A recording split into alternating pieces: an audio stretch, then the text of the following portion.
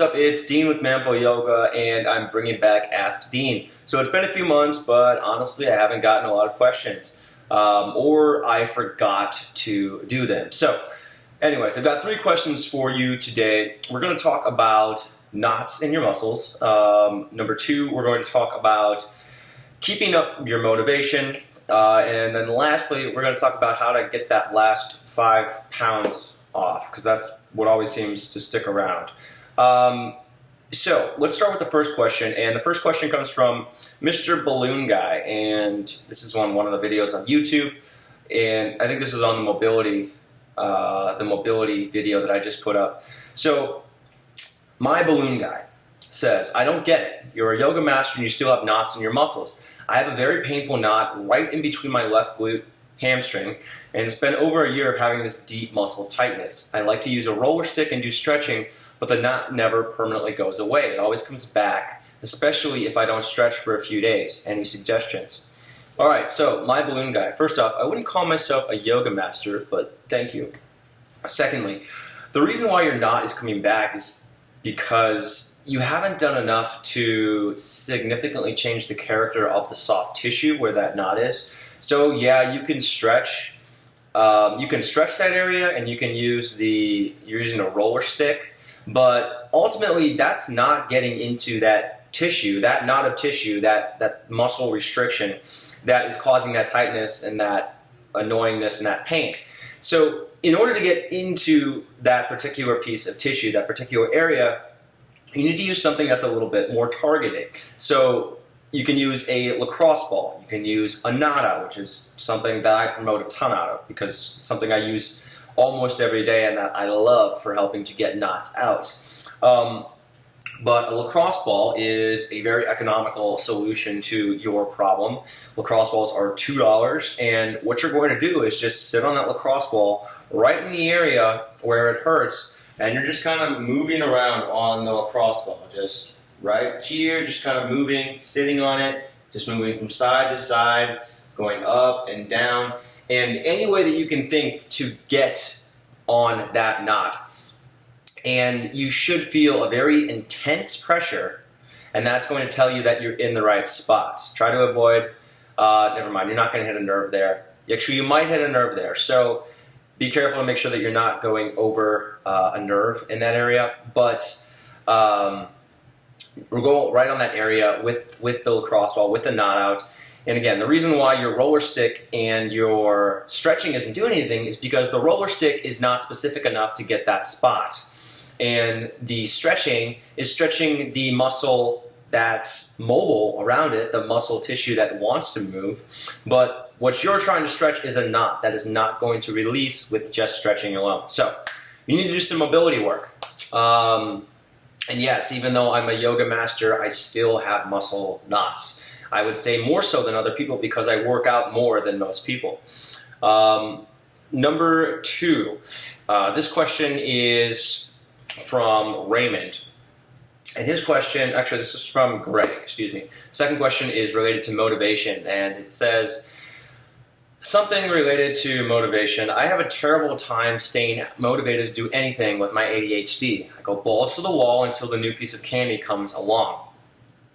So, I don't have ADHD, so I can't personally empathize with what you're going through, but I know that when you are not committed to your goals, it means that you're forgetting about your goals. It means that when something comes along, your goals are not ingrained enough in your conscious actions and within your subconscious to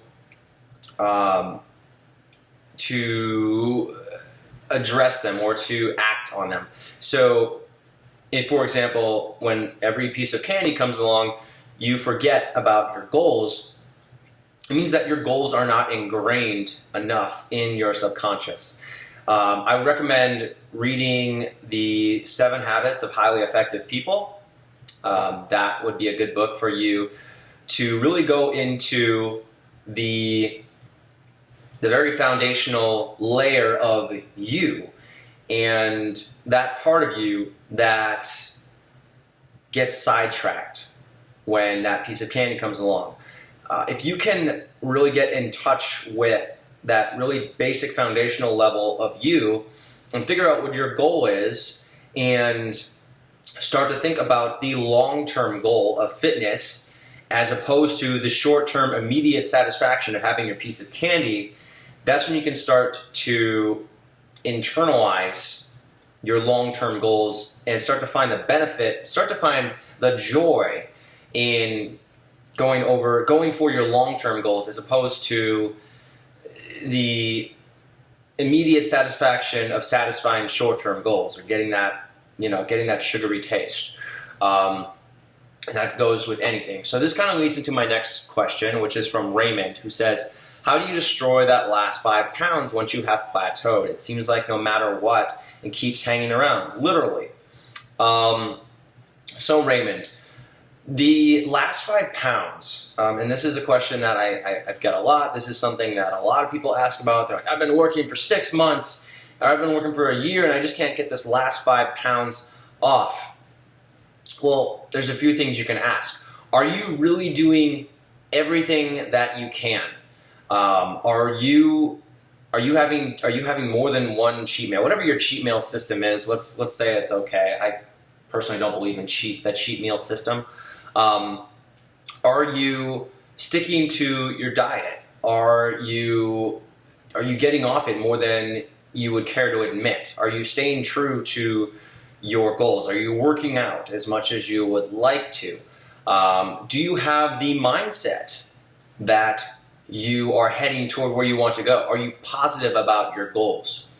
And then are you starting to, and lastly, this is the most important part, but lastly, are you enjoying the process of losing that last 5 pounds? Are you thinking about it as a means to an end, or are you at the point where you are embracing the lifestyle? Are you embracing the actions and the activities and the mindset and everything that goes into the end goal?